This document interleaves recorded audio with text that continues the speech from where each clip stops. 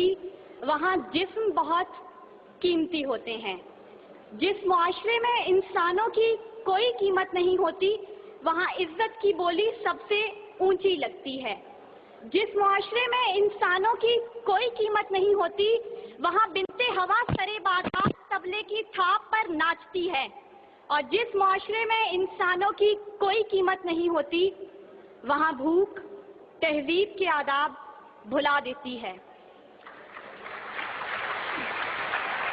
یہاں ہوس کے پجاری سیاہ راتوں میں سفید جسموں کا جیون سیاہ کرتے ہیں، یہاں پہ ناچتے پیروں کی تھاپ بکتی ہے، یہاں پہ جاگتی آنکھوں کے خواب بکتے ہیں، یہاں پہ پھول سے ہونٹوں کی پیاس بکتی ہے، یہاں پہ جسم ہے بکتے شباب بکتے۔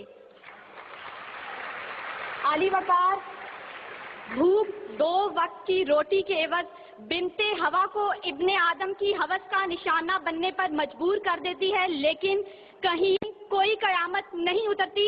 14 سالہ بیرا اپنی عصمت لٹانے کے بعد جان سے بھی ہاتھ دھو بیٹھتی ہے، لیکن کہیں کوئی قیامت نہیں اترتی۔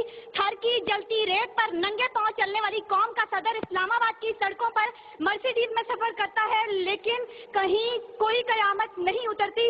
بلوچستان کی خشک سالی پر ایئر کنڈیشن کمروں میں منرل واٹر پی پی کر غور کیا جاتا ہے، لیکن کہیں کوئی قیامت نہیں اترتی۔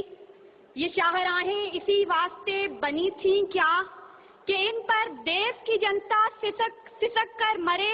زمینیں کیا اسی کارن اناج اگلا تھا کہ نسل آدم و حوا بلک بلک کر مرے؟ ملے اسی لیے ریشم کے ڈھیر بنتی ہیں کہ دخترانے وطن تار تار کو ترسے؟ چمن کو اسی لیے مالی نے خون سے سینچا تھا کہ اس کی اپنی نگاہیں بہار کو ترسیں۔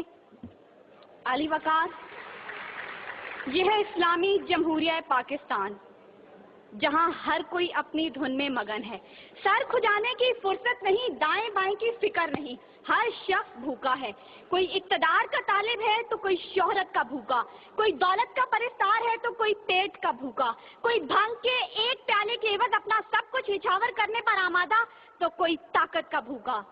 کہت الرجال بڑھتا چلا جا رہا ہے، تہذیب و تمدن کے پیمانے ٹوٹ پھوٹ کا شکار ہو کر وقت کی ناقدری کا گلہ کر رہے ہیں۔ ہم زوال کی آخری حدوں کے بھی آخر پر پہنچ چکے ہیں، انصاف مہیا کرنے والے ادارے سسک کر دم توڑ رہے ہیں، ہر طرف سے ایک ہی پکار سنائی دیتی ہے، بھوک تہذیب کے آداب بھلا دیتی ہے۔ عالی وقار سنیے، اگر آپ سن سکتے ہیں کہ جب بوڑھے پروفیسر کو 6 ماہ تک پینشن نہ ملی تو اپنی کن پٹی پر پستول رکھ کر بولا تھا، میرا پاکستان ہے یہ تیرا پاکستان ہے۔ سنیے، اگر آپ سن سکتے ہیں جب تسنیم سولنگی بھوکے کتوں کا نوالہ تر بنی تو بولی، پڑے ہیں گم کٹہرے عدالتیں چپ ہیں۔ سنیے، اگر آپ سن سکتے ہیں جب مزدور شام کو خالی ہاتھ گھر لوٹا تو اپنے بچوں سے نظریں چراتے ہوئے بولا، ہیں تلخ بہت بندائے مزدور کے اوقات۔ سنیے، اگر آپ سن سکتے ہیں کہ وزیر اعظم کی کھلی کچہری میں خود سوزی کرنے والا شخص بولا تھا، میں بھی پاکستان ہوں تو بھی پاکستان ہے۔ سنیے، اگر آپ سن سکتے ہیں جب جاگیردار کے دستگیر غریب ہاری کی بیٹی کو اٹھا کر لے کے گئے تھے تو وہ بولا تھا، آواز دو انصاف کو، انصاف کہاں ہے؟ سنیے، اگر آپ سن سکتے ہیں کہ ڈما ڈولا کے بے گور و کفن لاشیں چلا چلا کر کہہ رہے ہیں، نوید دو انسان کو کہ انسان مر گیا۔ سنیے، اگر آپ سن سکتے ہیں ڈاکٹر عافیہ صدیقی آج بھی سراپا سوال ہے، ذمہ دار کون؟ سنیے، اگر آپ سن سکتے ہیں لال مسجد کے شہداء کہہ رہے ہیں، پاک فوج تو زندہ باد۔ اور سنیے، اگر آپ سن سکتے ہیں جب بے روزگار باپ نے اپنی 3 جوان بیٹیوں کو موت کے گھاٹ اتارا تھا تو بولا تھا، عجب رسم ہے چارہ گروں کی محفل میں، لگا کر زخم نمک سے مساج کرتے ہیں، غریب شہر ترکتا ہے ایک نوالے کو، امیر شہر کے کتے بھی راج کرتے ہیں۔ عالی وقار بھوک تہذیب کے آداب بھلا دیتی ہے۔ غربت سے مجبور لوگ اپنے بچے بھون کر کھا جاتے ہیں، اپنے گردے اور آنکھیں بیچ ڈالتے ہیں، اپنی 8 سالہ بچیاں دلالوں کے حوالے کر دیتے ہیں، اپنے خاندان کے ساتھ آگ میں کود جاتے ہیں، دریاؤں سمندروں میں چھلانگیں لگا دیتے ہیں، پنکھوں کے ساتھ لٹک جاتے ہیں، ٹرین کی پٹری کے آگے لیٹ جاتے ہیں۔ غربت، ظلم اور مہنگائی سے مجبور لوگ اپنے معصوم بچوں کے گلے کاٹ دیتے ہیں۔ عالی وقار صدارت، وزارت اور عمارت کے بھوکے تہذیبی اقدار کو پامال کر دیتے ہیں. کبھی تو چند کھوٹے سکوں کے عوض قوم کی بیٹیوں کو بیچ ڈالتے ہیں، تو کبھی مساجد کا تقدس پامال کرتے ہوئے انہیں لہو رنگ کرتے ہیں، اور کبھی اپنی ہی عوام سے کہتے ہیں میں تمہیں وہاں سے نشانہ بناؤں گا کہ تمہیں پتہ بھی نہیں چلے گا. جب لوگ یہ کہتے ہیں خدا دیکھ رہا ہے، میں سوچنے لگتا ہوں کیا دیکھ رہا ہے.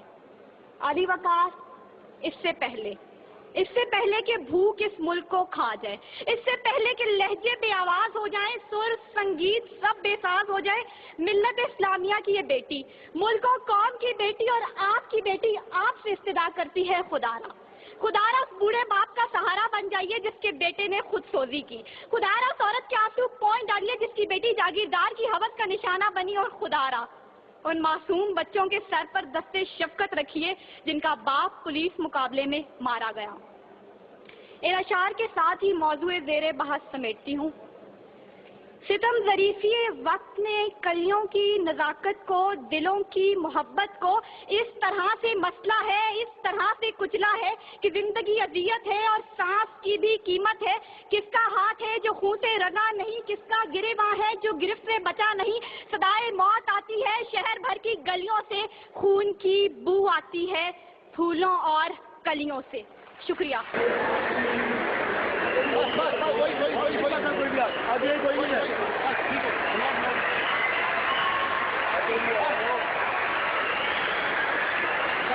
بھائی